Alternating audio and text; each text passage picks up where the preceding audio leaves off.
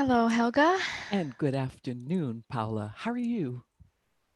I'm okay. I'm Mm. okay. I'm coming home back to New York, and I'm, driving across America, which has been extraordinary. And well, my son Tommaso, he's been having a hard time with everything, and he's very closed. And last night he finally said something, and I was thinking, he looks to us for that stability of knowing what's going to happen. And we're in a unique moment in the world where there's a lot we don't know. And then as adults, there's also this, ground underneath us that's fallen out and we don't know. And so it was one of those unique moments in which we really are all in this together, in which also as parents, there's so much unknown. So What is it that he asked you or said this, to you? just not knowing about school and going back and not knowing, the plans. And of course, everything is unfolding daily, and every moment it changes, So I think this is a big lesson, in terms of being responsive to the moment. I think as artists, we're very used to things changing on us every second, but maybe not to this degree. Hmm. And so there's a lot of retraining of the heart and the mind and the psyche to just be able to, for all different myriad of reasons, be able to not just survive this moment, but try to find a way to thrive emotionally. Do you tell him that you don't know? Oh yeah, yeah. And I I mean, think that this is such a powerful thing too, because not only are parents supposed to know or adults supposed to know, very often, even when we don't, we pretend that we do. right. And then we have to undo a bunch of work that we would not have had to to undo if we had been able and humble, I think, enough to just tell the Yeah, truth that we don't know everything and we would like to know. And as you said, that we're a family and we're here together and we are continuing to be open and to see which possibilities offer the best opportunities for us. exactly. No, exactly. And it's a big metaphor for the moment we find ourselves in, also here in the arts, right? Which is Yes. a moment where there's a lot that we don't know. It's a moment where we need to, you and I have talked a lot about retaining active hope, but then there's a lot of work to be done. And speaking of work to be done, I'm Yes. excited for our guest. Me too. He is an extraordinary tenor, and an extraordinary human being, and we get to spend some time with him today, which I'm thrilled for. Should I tell our audience a little bit about Larry? Jump right on in. Okay. A little bit about tenor Lawrence Brownlee has captivated audiences and critics around the world and has been hailed as an international star in the bel canto operatic repertory by the New York Times and one of the world's leading bel canto stars by The Guardian and one of the most in-demand singers in opera in the world today by NPR. He's a passionate advocate for diversity initiatives, and his works with companies engages civic entities in the cities he visits to create programs and experiences that seek to expand opera audiences. He has been giving and will be giving a tour of his critically acclaimed Cycles of My Being with Tyshawn Sorey, a song cycle that centers on the black male experience in America today. He has served as artistic advisor for Opera Philadelphia, where his responsibilities include increasing and expanding audience diversity, advocating for new works, and liaising with the general director from the perspective of a performing artist. He says, as an artist, I think it's important that we are actively advocating for this beautiful art form that we love so much, ensuring it will be alive and well for many years to come. Mr. Brownlee also serves as an ambassador for the Lyric Opera of Chicago's Lyric Unlimited, is a peace ambassador for a new initiative called Opera for Peace, and he's also very passionate about Autism Speaks. I'm beyond excited to hear Larry sing, and to talk to him about this moment in time with this COVID layer cake, as you call it, Helga, and the steps we need to take in the opera industry and music industry, which we love so much, to be with it here today, addressing the things we need to address. So, Larry, join us. There he Hello, There is. he ladies. is. Hello. And I am here hello. in the flesh, Oh, virtually. Hello, Helga. so great to see you. Thank And you. you It's know, nice to we see both of always you as well. start these conversations by asking the question, how are you? Because we don't take it for granted. How am I? I'm okay. I always feel like it's important to continue to be optimistic, hopeful, with things to do. The time that I'm going to take now in the COVID times, I'm going to invest in myself, invest in my family, invest in my career, invest in things I want to see on the other side of COVID Mm, already be implemented. And so I think it's not a time where I'm dormant. It's a time that I think I can be active. And I think my creativity can take over. I think I'm one of those people who has a lot of creativity inside. And so I want to see how I can use that to make sure that, again, as I said before, when we come out on the other side of COVID, some nice things are in play because I'm not done yet. And so I'm excited about those things when we finally get to that point beyond COVID. Yesterday I was coming across 125th Street and I ran into one of our other masterclass participants, Vijay Iyer. Mm-hmm. mm, And we did the thing where we look at each other, we touched our hearts, and we mm, went like this from Mm-hmm. 6 feet away from one another. And I said, Vijay, what do you think? And he said, what is to become of this? And what is to become of the rest of us? And I think it's such an interesting question because not only does it consider uh, the mess that is social, political, economic, psychic, right. right? But Mm-hmm. that there is then something of us that is different and made new. And then what is to become of that? And so I'm wondering, Larry, if you would respond to that a little bit. It's so interesting because I think everyone is realizing how much the lack of human touch outside of our own intimate things in home. Of course, I have two kids and a wife, and so we're very close and intimate here. We're hugging and we're watching Disney Plus, or we have Disney nights in a couple nights of the week. But I am very affectionate with many of my friends. That I the embraces and just sitting close and having a good laugh and leaning over on someone. What is going to become of that? We're all waiting to get back to that. We're all waiting to really appreciate the ability to share space, because the sharing of space is something I think we took for granted. It's just assumed that we go into Paris into a small cafe and we're up on top of each other. Or if we go to Italy and everyone's at the cafe, it's six of us crowded around a little table and chatting. We Right. can't do that right now. And so I want to get back to that. What will become of that? Hopefully, a vaccine that will allow us to be better off than we are now. But the hope is that we all return to really then appreciate again that shared space that is essential for me. It's essential for me. And during this time, you started the sit down with Hmm. LB, which has been amazing. And I think hopefully later we can share with our viewers a bit of it.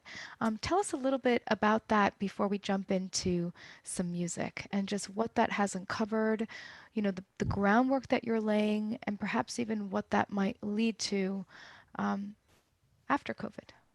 Well, the sit down with LB came about as I was sitting at home in March or April, and I was just thinking, what can I do? How can I be productive?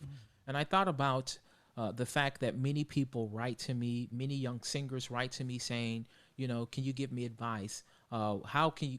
What does it take to be an opera singer? Every question from that to what is it like being on the road 9.5 months a year? How do Right. you have a family? And so it grew out of this desire to really to be a resource for young singers in this moment. If you think about a lot of, I call them kids because many of them are young enough to be my kids. Right now, they've gone through all this the necessary steps. They've gone to college, they went to undergrad, they went to grad school, they did a young artist program, and now what? COVID Right. hit. So there's a lot of things they can't do. They can't be out auditioning in person. They can't be out doing various things. And so in this moment, what can they be doing? And what I've been telling them, because I have been doing many master classes, is work on yourself. And so glean information, reach out to people that you admire, to try to see what you can get and ascertain right now that when you can hit the ground running after COVID, you'll be able to do that. So what I wanted to do is reach out from the perspective of being a black man in this business.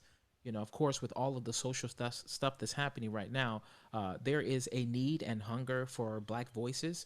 And so I wanted to reach out to my friends to be role models for them, or to be voices to be heard.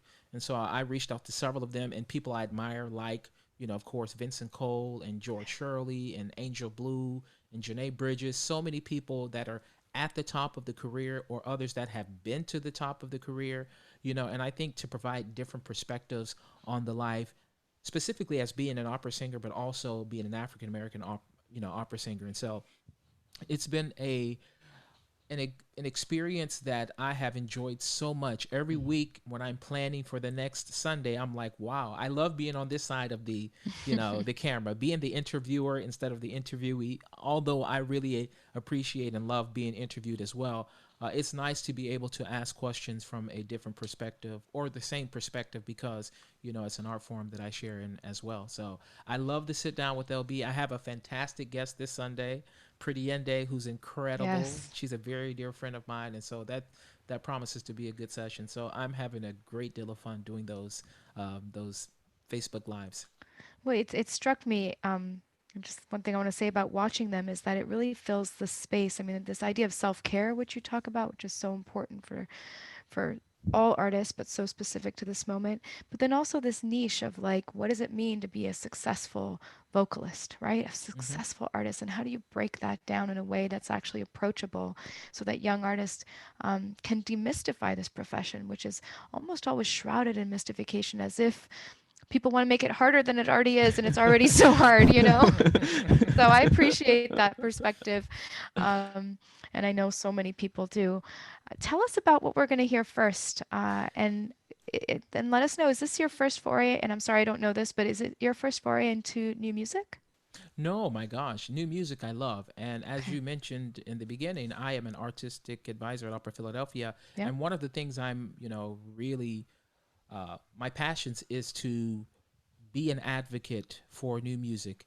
Renee Fleming is a very dear friend of mine, and she said that it is important for the people of this time to have a say in the canon of music when we go many years from now. And so, Yes. creating music in this moment, I think we also should have some contribution to what people are listening to and what's on the shelves for many years to come. And so it's important for the voices of today, that have the experiences of today, that have all the things like social media and all the electronics, and those things will become obsolete even in the next 10 to Totally. 15 years, the things that we know now. But They have a life. Yep. I think our perspective is really important, and so I'm very much involved in that. So I think I've done about 4 or 5 world premieres. I did Lauren Mazel's Amazing. opera 1984 at Covent Garden in 2005, and a few other ones. I did Charlie Parker at Opera Philadelphia, which was Yeah. new. And so Opera Philadelphia has been very supportive of me. So this Cycles of My Being, which is the first piece of that is the first piece I will share with you all today. I will do that. And so I do love new music. And so that balance of new music and Rossini, which is like not And just Bellini Rossini, and but and Donizetti, Bellini and yeah. Donizetti, but how beautiful, because that is the way it should be, that we Right. live comfortably within these idioms, the way we live. Well, Sorry, well, Helga. No. Shaka Khan said, "I'm every woman. I'm not Yeah. every woman, but I'm every man." And so we have different voices. So we should be able to Yeah, do not only Rossini, but Tyshawn Sorey and Jake Heggie and all these current composers as well. yeah. Great. We'll hear inhale, exhale. Yes. So I am accompanied today virtually by my good friend Myra Huang on the iPad. So this is inhale, exhale.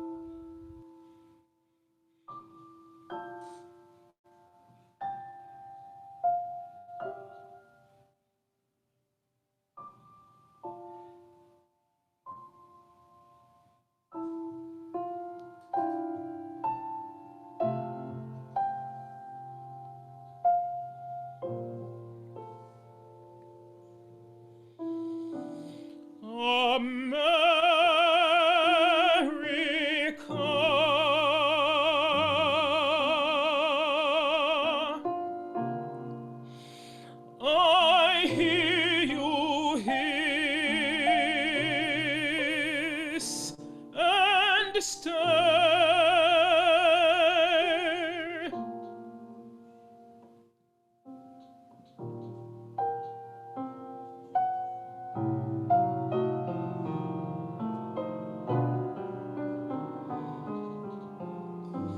Do you love the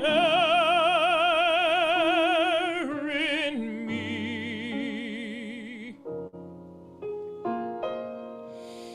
as I love the air in you?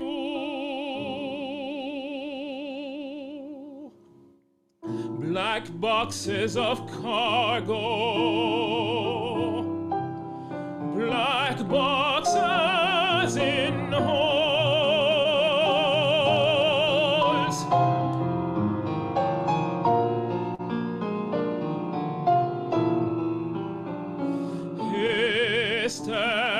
Hysteria, hysteria.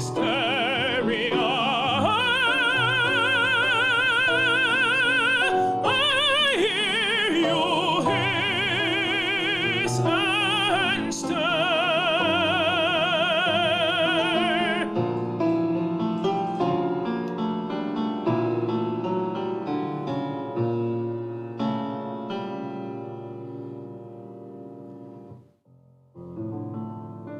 Black eyes and black checks.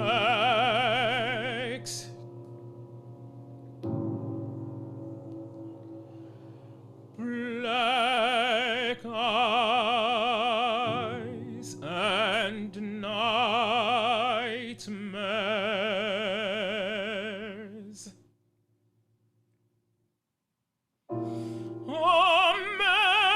America,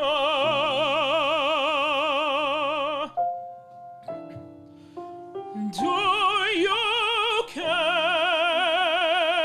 for me as I care for you?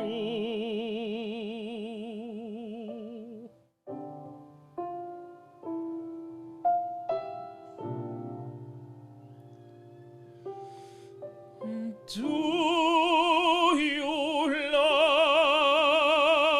love the air in me as I love the air in you?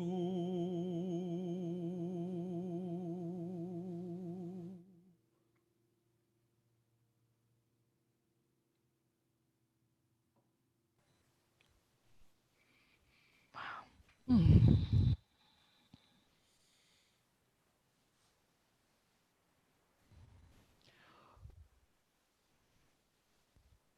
What is the experience of singing this in this moment? Uh, there's a lot. There's a lot. And I've had the great privilege of taking this piece to several places from Provo, Utah, pre-COVID, obviously. Provo, Utah, which is the most conservative voting district in the United States. 99.9, 99.99% Caucasian, Mormon. And so presenting that piece with Myra, we did this there in a concert. From there already all the way to Carnegie Hall, which is incredibly diverse. Um, the reception has been so incredibly positive. I had an ethics teacher, a professor at BYU, who came up to me. He said, I so wish you could come and speak to my class because some of them have the worst representation of what they believe an African American man is.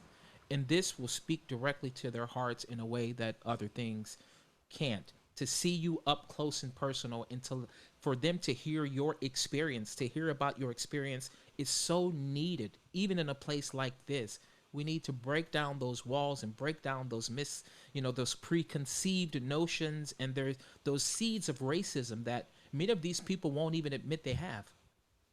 We need to do that for them. So presenting that, having had done that in BYU and then New York City, living now in this piece, post all the things that have been happening, it rings even truer.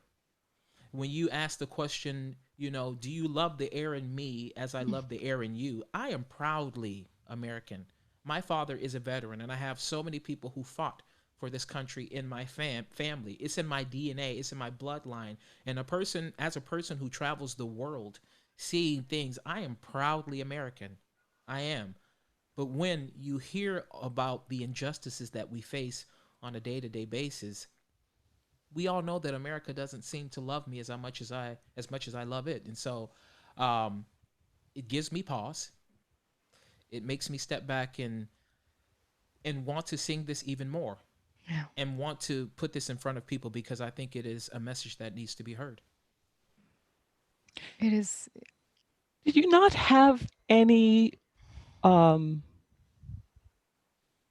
did it not give you pause that this professor wanted you to come to teach his students or to show his students what a Black man is and what a Black man can be? That it is then once again, and Mm-hmm. this is part of this conversation, your responsibility to educate them about who you are, and that there is the assumption that you are other, Mm-hmm. Right. and that it is then your responsibility to prove that you aren't. Why? Once again. Once again, It's such a burden. It's a burden that you can either accept or not. And if we don't tell the story, who will? If you go to a place like Provo, Utah, and you go to one of those cafes or any restaurant, if they have a TV on in the corner, it's probably not going to be uh, speaking about the politics that I align myself with. And so these people have a very detached opinion of who a black man is, because many of them, I'm not saying all, many of them don't have that access to someone like myself. And they can go on the internet, but it's not the same as knowing someone, a living breathing person, who can dispel all of those horrible myths that they have in their heads. And again, many of them will say, I'm a Christian person and I believe in God, and they are some of the most closed-minded people on earth, and they want to live in their bubbles, and they're fine with it. So when they come to me and they ask me these questions, yes, it's exhausting. And I'm reading a book, I actually just finished a book by Dr. Robin DiAngelo called White Fragility. And she says, it is not our job to teach them all. It's not. And she's speaking from the perspective of a white woman. She was like, it is not a black person's job to teach you or teach us. You need to be the one who's has a huge appetite for this information and want to change from within. But of course, all the things that have been happening, along the way, can you imagine then wanting them to teach you, and them having carried the burden for so long, be responsible for Right. making you be educated, which essentially is all about you feeling better? What about the way they've felt for hundreds and hundreds and hundreds of years? It's a lot. Well, and I mean, fundamentally, it's not the mind that needs to be changed. And I think, Helga, you've said this, it's the heart that needs to be changed. And while I don't think it's absolutely your responsibility to go into a classroom to teach people to feel okay, because that is not your job, I do think that that piece is extraordinary, and touring with it and communicating with it, and that ending without a ground is such a profound way to end that piece. I was Mm-hmm. waiting for something to come underneath, and there is no thing underneath. And that is what's so powerful, you know. I mean, the whole piece was beautiful, but yes, it's the hearts that need to be changed, and and this kind of, this kind of work that you're doing, and also that Opera Philadelphia is doing with you is profound. Well, it's important to me. And when I think about all of it and just even the way that we are viewed today, and I won't talk too long about this, but I was thinking this yesterday. Imagine someone bringing a baby into the world and they deprive that baby of nutrition. They deprive that baby of access, education. They tell them only the places they're allowed to go. And then that baby grows up and becomes someone that you look upon with contempt and disdain and hatred and anger. That's very much what many black people in the United States feel when we have been like forbidden and just like blocked from, even when you think about the Voting Rights Act, they closed down, they have done everything in their power to make it more difficult for black people to vote. If you think about like Brown versus Board of Education, where they shut down the schools for 5 years in the state of Virginia. So they would not educate us purposely and willfully. And so we are who we are, and we have overcome so many great things, so many difficult things rather, to be the people we are. And so I'm very proud to be able to go with the message in front of all these people and to say, despite the fact that, I had all these roadblocks, I have still, done better than my father ever expected I could, do. And so I'm proud of that. And so if I have to carry that burden, I will. No, I would love to talk more specifically, about our field in terms of opera, and what are the steps that are already being taken, but that actually actively need to be taken in order for this field to change. But I think first, maybe we'll hear your second piece, and then we'll dive in some Oh, more. we'll be back. So this piece is called "Stay in My Arms," and this is by Mark Blitzstein. And I think the lyric speaks so beautifully to what's going on in the world right now. So this is "Stay in My Arms." Okay.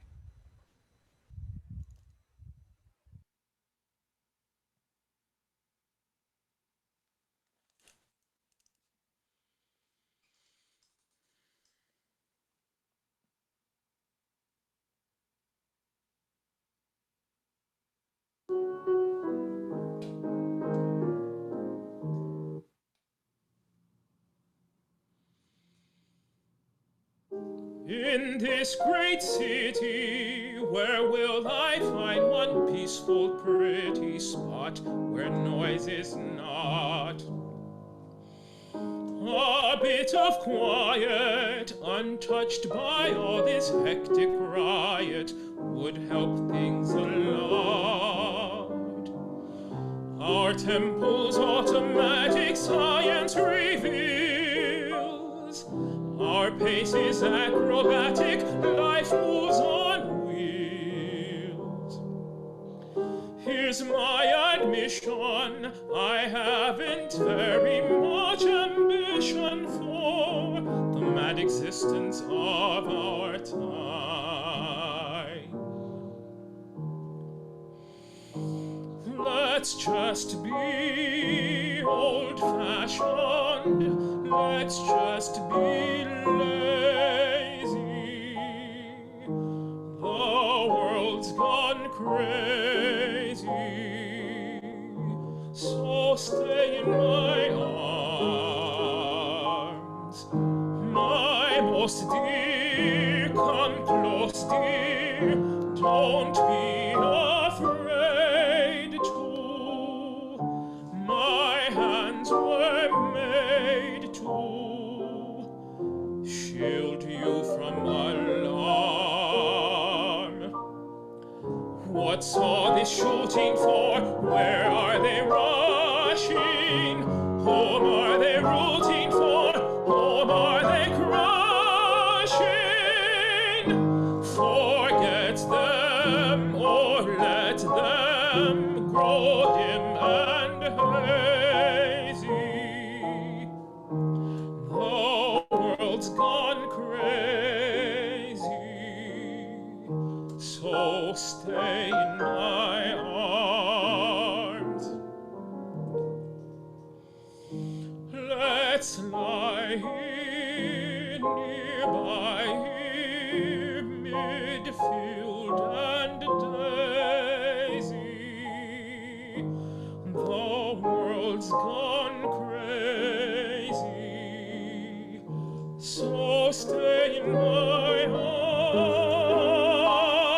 while millions of millions go wildly prancing,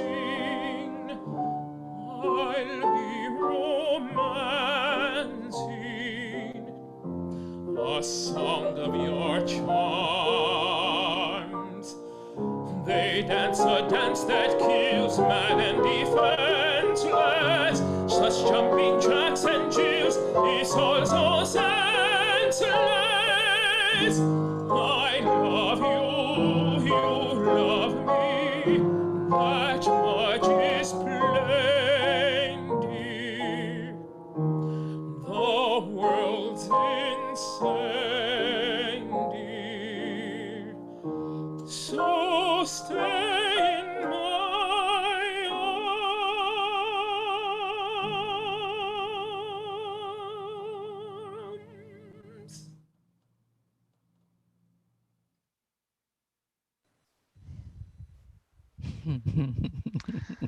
It's a testament to your incredible soul and instrument that it sounds so divine via Zoom. I wish we were in the same room, but wow. COVID voice. No, no, that was beautiful. No, but That it's would it's I feel it in my heart, and so I think it's the text is so appropriate and fitting. But to go from inhale, exhale to this, it it is also a testament to the human spirit, to uh,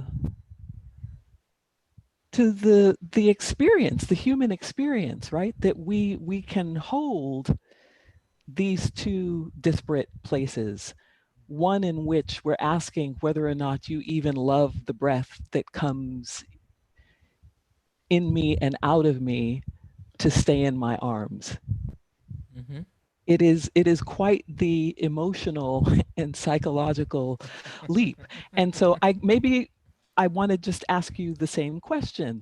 What is it for you to sing this to? And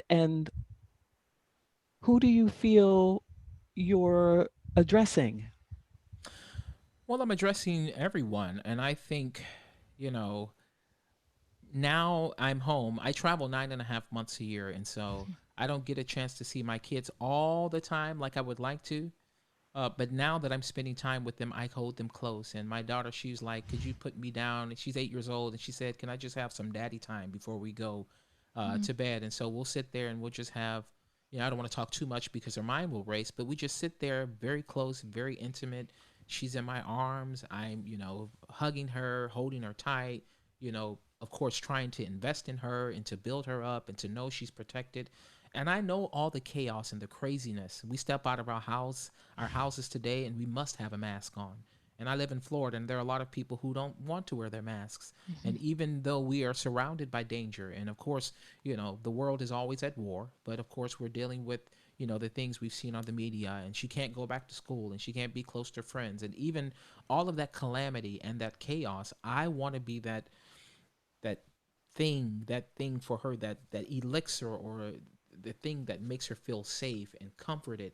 But not only her, other people as well. I always try to be hopeful and uplifting, and to make people feel like, even though you have this craziness that we're dealing with, and every day you almost don't want to get on the internet because it's more bad news, and they don't have a vaccine, and it's more, things, our career is unknown. even further along away. Yeah. We're going to start in January, maybe not, maybe not January. So I have to be positive, and this song teaches me, it reminds me to be positive. And in the midst of all the shooting and all the craziness and chaos, I can still protect this part of me and make sure that this inner being is okay. And I want to do that for the people close to me as well. That's We have a question from the audience about Inhale, Exhale, and wondering where it's going moving forward, and also if you're going to record it. So I do have plans to record it. I will be the festival artist for Opera Philadelphia. This will be mostly virtual, but I will go there in September, and we're trying to assemble the original group, minus the pianist because he can't get away from a work obligation. But we will do it with Tyshawn Sorey conducting it, and all the other Great. instrumentalists, And actually, Myra Huang will be playing because she's been playing the piece and she's lived with it so much, and she loves the piece. So I will be doing it at Opera Philadelphia, and I have several concerts and recitals, COVID notwithstanding, and Hmm. hopefully it agrees in the next season or two where I will be taking the piece around. It's interesting. We think about some of the speeches of Dr. King and some of the other people who spoke in the 60s and 50s and Malcolm X even, and some of the same problems they dealt with we're dealing with today. So it is not time sensitive, and it won't be something that'll be off the shelf in 3 to 4 years. It'll still be a need for this piece to be presented, and so I look forward to taking this to many other places.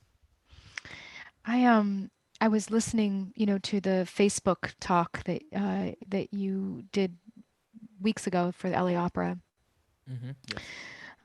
with many different colleagues of yours, and something struck me when one of the colleagues said, "I don't need an ally right now. I need you to act," and it made Hmm. me think about our beloved opera field and the power structures that exist. And I talk a lot about this with my husband. Do we feel that this moment in time is the moment where our industry, our music industry, our opera industry, will finally reckon with race, and will finally do something about the inequities? And just to get to the point of the question, it makes me think about power structures that come with affluence in the opera field, and philanthropic, philanthropy has historically sustained our field. And so I wonder, in those relationships, that often those privileged relationships that we hold, right, with philanthropic leaders, if there's a way to change the hearts of these so that the top down structure that exists in our field um, can be attacked from there, so that eventually those, you know, I mean, obviously you want to flip that because top down is not the way to go. But I'm curious if you feel that there's possibility in that. It's important rather right now that we take this moment and do something with it. Really seize the moment, seize the day, carpe diem. Isn't that what it says? But really take this moment that we are forced to sit and reflect. If you think about the structures you talk about, philanthropic people who have a lot of means. If we go back from a historical standpoint, why do they have those means? A lot of times they were built on the backs of black people who made, you know, America one of the richest countries in the world. And so when you have that kind of structure where we have been shut out of the boardrooms and shut out the Right. administrations, and I know Morris Robinson said, he's never been conducted by a black conductor, never been directed by a black stage director, never had a black stage manager. All of these things, the infrastructure of these business, they these Institutions. organizations, Yeah. institutions, organizations, they have to change too. And so when they can listen to voices like ourselves, all of us are voices for change. Russell, Janae, Julia, myself, and Karen Slack, all of us have been talking about this for a while. What we need is, as you said before, we don't necessarily need an ally. We need a co conspirator. We need an activist. We need someone who is willing to listen, but also engage. And And so, do. allyship right now is very easy. Yeah. It's easy to mark your status as black on blackout or Black Lives Matters or something like that on social media. It's very easy to be an ally, but an ally isn't necessarily always active. We need someone who's an activist or a co-conspirator or anti-racist. And we need people in higher positions, the companies that are fighting for that, for equality, equity. And we need people in boardrooms that are open and inviting for different voices. That's where this thing will change. And so all the inequities of the past, we can't get away from what our history is, but we can correct it. And so while we have this time, we need people who are interested with open hearts and empathy to correct some of the misdoings, many of the misdoings of the past. And so that's why, as you said, an ally is easy. It's very easy to be Right. an ally right now, but we need someone who is active and really intentionally trying to make change. And to examine the power that comes with white skin, Hmm. and to reckon with that, and to change that. Um, Hmm. yeah. Let's cue the clip from Sit Down with LB, with George Shirley. Can you tell us about this clip? I was I Uh, loved the interview, but tell well, us a little bit. George Shirley for me was such an important person.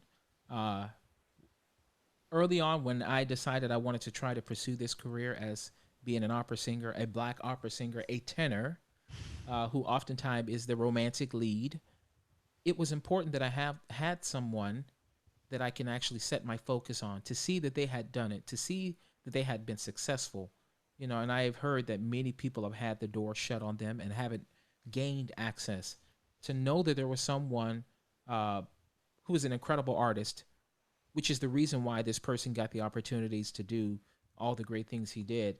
You know, to have someone to kind of say, okay, I want to set my sights on that or pattern myself after what he did. And so I got a chance to meet him, and he has been an incredible friend and mentor and role model. And so anytime I can sit down with him and chat, I feel like I always learn so much because he has so much to say. And so I just really admire George Shirley, and I was happy that he sat down with me.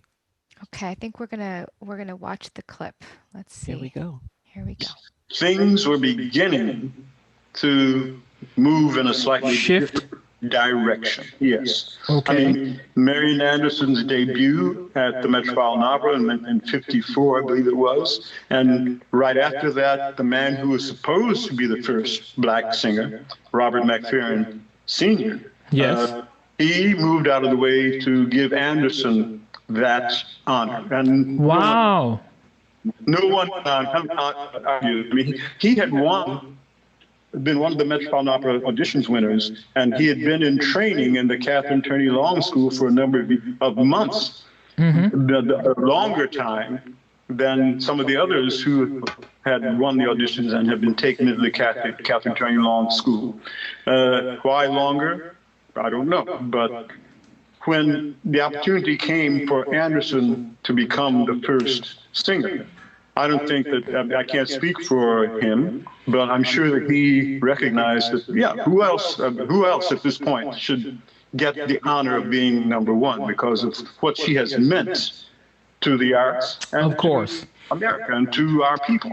And then he became the first black male man. singer Yes. to sing leading roles at the Met. So that was the beginning of opening things up, and that was due to Rudolph Bing. Bing. Yes.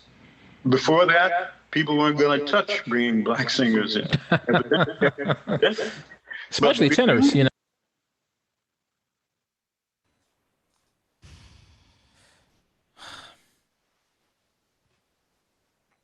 I love that guy. It's an incredible. That's an incredible interview, and I encourage people to watch it. I think Helga, you're still muted.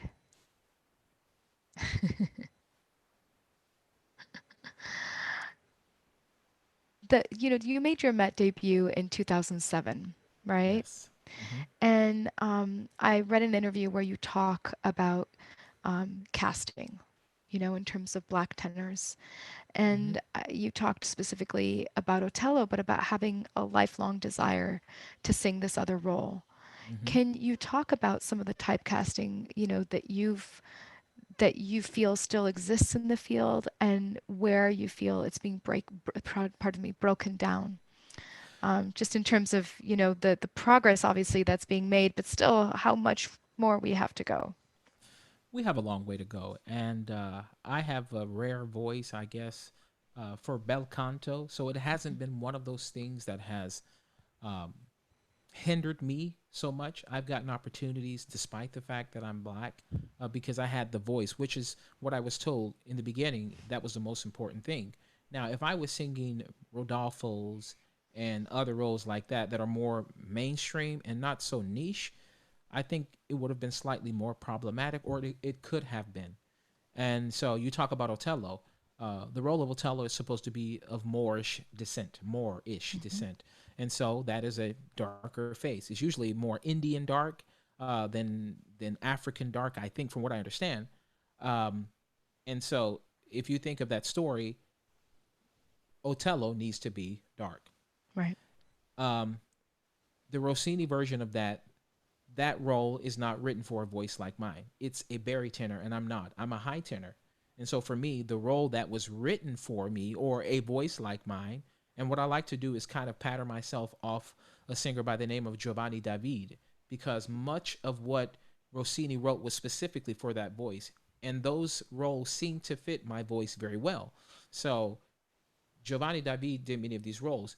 Otello wasn't one of them, but the role that Giovanni David sang in Otello was Rodrigo. So Right. when I look at the role of Rodrigo, it fits like a glove. And Right. I would like to think that my voice was similar in some of the characteristics of Well, and there was those this of Giovanni experience David. where someone said to you that you couldn't be cast in that role, Yes, that they wouldn't cast you in that role. I was supposed to do it at a very important theater in Europe. Now, if I say the city, then you'll know what it is in Europe. And so I had this, the contract, and then the stage director said, I can't make this work because Otello has to be black and Rodrigo has to be white. And I said, I like to think that if Rossini was living today, that he would want to use my voice in the role of Rodrigo. And so we'd have to change the story, or there is enough creativity and genius in this world that you can make this story work without me being forced to be white. And so I haven't actually had the pleasure of singing that role yet.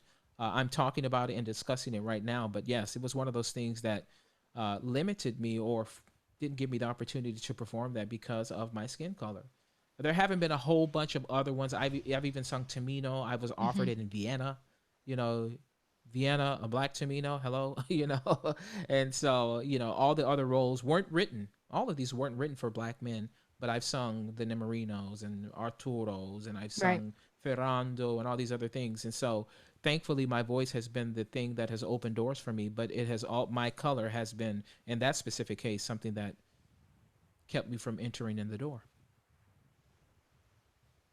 Yeah. I'm thinking about so in 2019 I won the Greenfield Prize in composition, which is huge for me for many reasons because I've not done anything the way I was supposed to do it.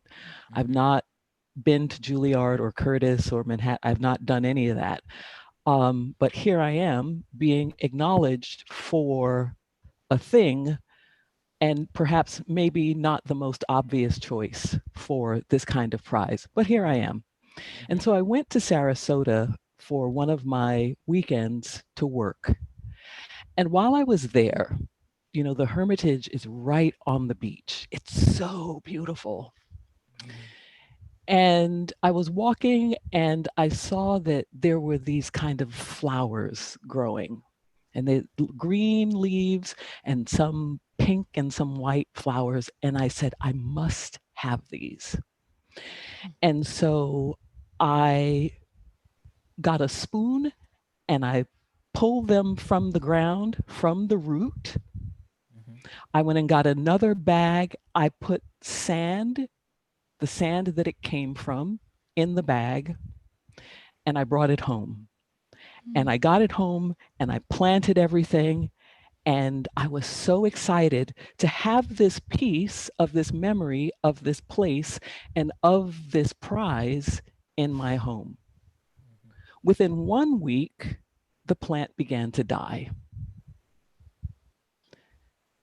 And I thought, wow, this is so unfair because I did everything right.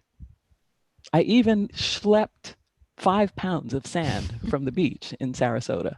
Mm-hmm. And so then I was sitting down for my morning meditation and I said, well, Helga, what are you willing to do? And so I took the pot to the sink and I pulled everything out and I put the green bits in water and I left them on the windowsill. Within 24 hours, the leaves perked up.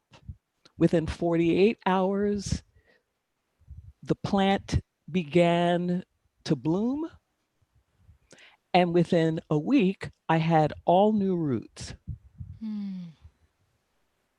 And I put it back in the sand. I did the whole thing all over again. And I put it next to my window. And within 24 hours, it began to die. And so today, I've pulled it up again. And I've put it back in the glass and back on my windowsill and back in the sun. And within 2 hours, it is straight again. I don't know what roots are there in the glass. And I say all of this to say that there is a kind of radical unearthing that we must be willing to do. And if we're not willing to do it, we should stop talking. Hmm. We should either do this work or not do it. We see that there are things that bloom and grow and bloom and grow, and we can turn our backs on that, or or we can use the power we have to unearth the things that have grown in the same soil, in the same sun, in the same water for all of these years that no longer work. And there isn't another thing. I would like to think there's another thing so that everyone can feel okay and be okay and feel comfortable, and we can put it back in the pot, and if we just turn it a little bit this way or that way, it will. We have hope that it will grow. It will not. And I feel so crazy. And maybe we'll get some questions about what's wrong with Helga. Uh, No. and there's nothing wrong with Helga. Helga is clear and focused, and Helga's heart is broken and broken open and wants to know that Larry Brownlee can sing whatever role he needs to sing, that Helga Davis doesn't have to look a particular way or have done or been sanctioned by any particular institution to be called a composer Thank you. and granted opportunities for that work, and that Paola Prestini can write the music that she needs to write for the people who inspire her, Hmm. and have a venue that is supported Hmm. for the on the merit of the work and the music and the performers and the vision that she has and holds for music of the future. Okay, I'm Mi fai done. piangere, Helga. I couldn't Vuoi far sit. piangere qui? Adesso piango? Sì. Sentiamo un po'. Sì, cadono le Ah, lacrime. che cadono le lacrime. Ah, You know, you said so much, and there's a lot there, but the thing that I got, one of the many things, I got many things, but one of the things is how you took that plant and you put it in an environment with care and how it sprung up and showed its full potential. But when you try to put it back in the same situation that it was in, how it can die. And that is so, you know, today that is what we are all fighting against. We need to change the situation. We need to change the environment so these things can really grow and flourish. And you, if you don't, you'll see a lot of dead, lifeless things on this earth. And to come full circle, I don't know how to keep it alive. I'm going to well, have to find someone who can help me understand what it is I have. and I was going to say that it's that's where, we get back to the not needing an ally, but needing, active participants in change, right? Because you shouldn't have to do everything. Well, It's just not you it's also not care. fair. You also care enough to do that.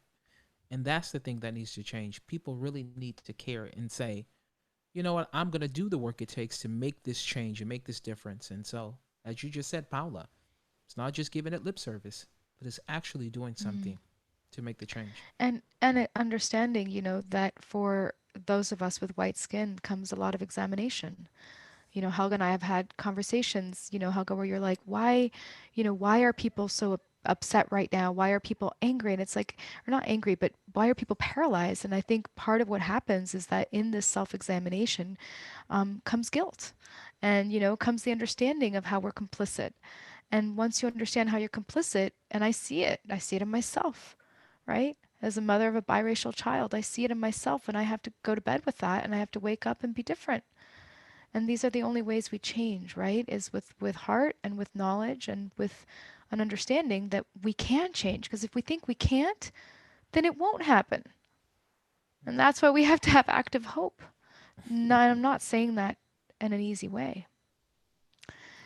They're telling me that we're at time. Damn them! Hush. Damn More them! music, more music. One more piece, One more please. piece, please. Okay. Okay.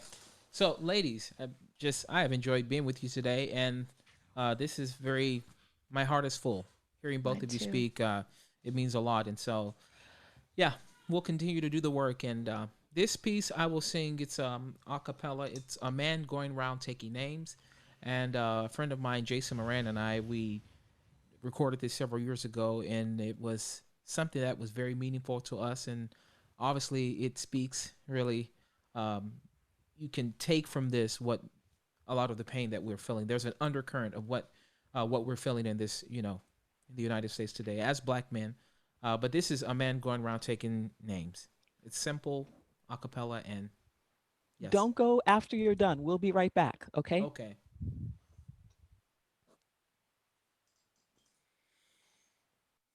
Going round, going round.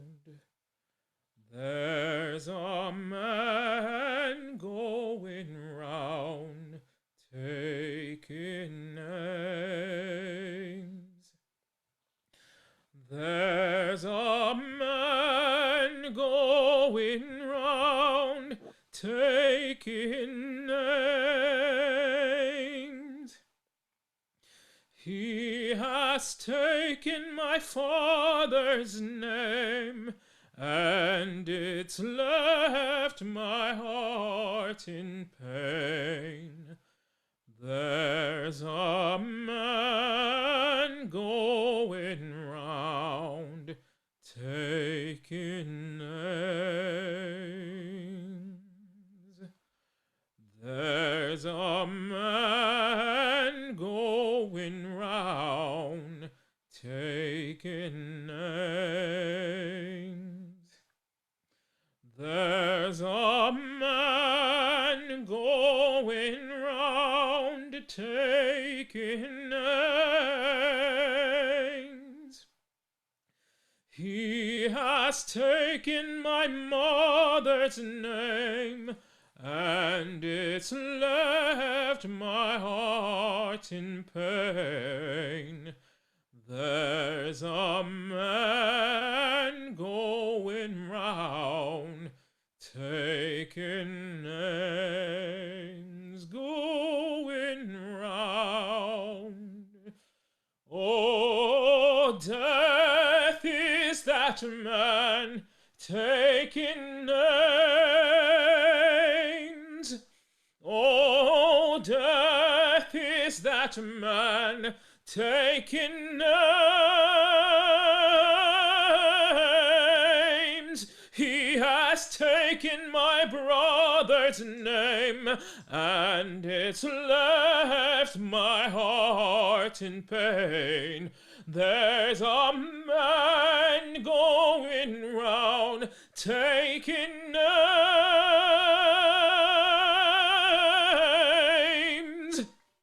Oh, death, death, death is that man taking names.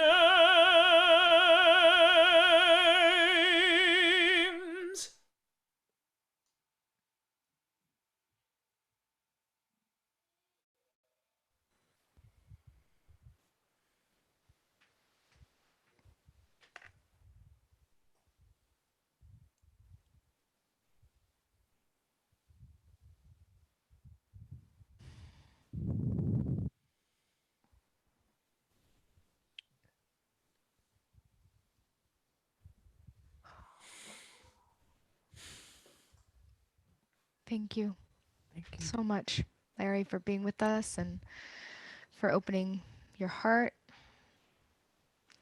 and your voice and your experiences. And we hold that very dear. Thank Thank you. you. It's been my pleasure. Thank you for having this conversation. Thank you. Thank you Let's fill so the much. atmosphere with this talk and the idea and the desire for change. Indeed, here we go. For those of you listening, it has been a joy to have Larry here with us. We will share more about his sit down on the feed, and we hope you will join us next week. Next week, we will be joined with Robert Wilson, the Seminole stage director, who will be doing a tribute to John Cage for the 18th year of his passing.